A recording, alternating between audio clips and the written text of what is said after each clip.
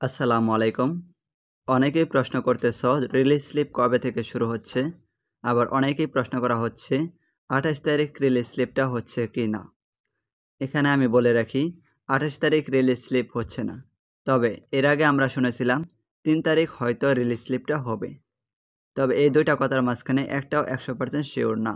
কারণ ২৮ তারিখে আমাদেরকে হয়তো বোর্ড জানাবে কত তারিখ তোমাদের রিলিজ স্লিপটা হবে। তবে আমি এইটুকু বলতে পারি ২৮ তারিখে জানানোর পর হয়তোবা ৩ তারিখে তোমাদের রিলিজ স্লিপটা হচ্ছে। ৩ তারিখ বা এর আশেপাশে হয়তোবা রিলিজ স্লিপটা হবে। এখন কথা হচ্ছে আমাদের ২৮ তারিখ পর্যন্ত অপেক্ষা করতে হবে। মাত্র ২ টা দিন আছে। এরপরে আমরা জানতে পারবো আমাদের রিলিজ স্লিপটা কবে শুরু হচ্ছে। রিলিজ স্লিপ শুরু হওয়ার আগে তোমাদের কিছু করণীয় আছে, সেগুলো অবশ্যই অনেক গুরুত্বপূর্ণ। রিলিজ স্লিপ শুরু হওয়ার আগে তুমি যেই কলেজে ভর্তি হতে চাচ্ছ তোমার অবশ্যই জানা লাগবে সেই কলেজটা সম্পর্কে কিছু তথ্য।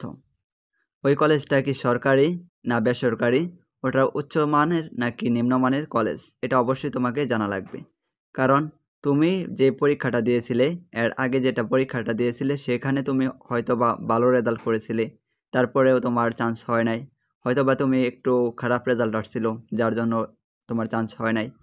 তো তোমার দেখা লাগবে তোমার কতটুকু রেজাল্ট ভালো হয়েছিল, ওই অনুসারে তোমার কলেজটা ঠিক আছে কিনা।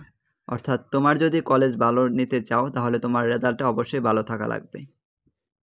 তাই তুমি যে কলেজে তুমি চান্স নিতে চাচ্ছ, রিলিজ স্লিপের আবেদনটা করতে চাচ্ছ, সেখানে আবেদন করার আগে তুমি কলেজটা সম্পর্কে জানবে। কলেজটা যদি সরকারি হয় তাহলে সেখানে তোমার আবেদন করার সেফ জোন হবে তুমি যদি রেজাল্টটা একটু ভালো থাকে। তো এই বিষয়ে আমি তোমাদেরকে এটা বলবো, তোমরা একটু খবর নিয়ে রাখো এখন যে ওই কলেজটা কেমন। ওই কলেজে অনেকগুলা সিট আছে বা কিছু আছে এটা তোমার দেখার দরকার না। কারণ সিট কতগুলো আছে সেগুলো তুমি এখন জানতে পারবে না। এই সিট কতগুলো আছে সেগুলো জানার জন্য তোমার আবেদন করার দিন পর্যন্ত অপেক্ষা করা লাগবে। তারপর তুমি বুঝতে পারবা ওই কলেজগুলোতে কতগুলা করে সিট আছে। এরপরেও তুমি যেই কলেজগুলোতে আবেদন করতে চাইতেছো সেগুলো একটু জাস্ট জেনে রাখো যে কলেজগুলো কেমন। তারপরে তুমি যখন আবেদন করবে তখন আমি তোমাদেরকে দেখিয়ে দেব কিভাবে আবেদন করতে হয় এবং সেখানে কয়টি করে সিট ফাঁকা আছে এবং এই বিষয়ে সকল ডিটেলস সেখানে আলোচনা করব।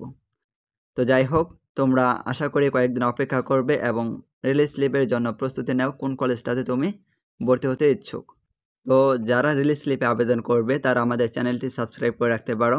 আমরা এখানে সম্পূর্ণ ভালোভাবে আবেদন করা এবং সেখানে কিভাবে আবেদন করলে তোমার কলেজটা পাওয়ার সম্ভাবনা বেশি আছে সেটা আমি অবশ্যই জানাবো।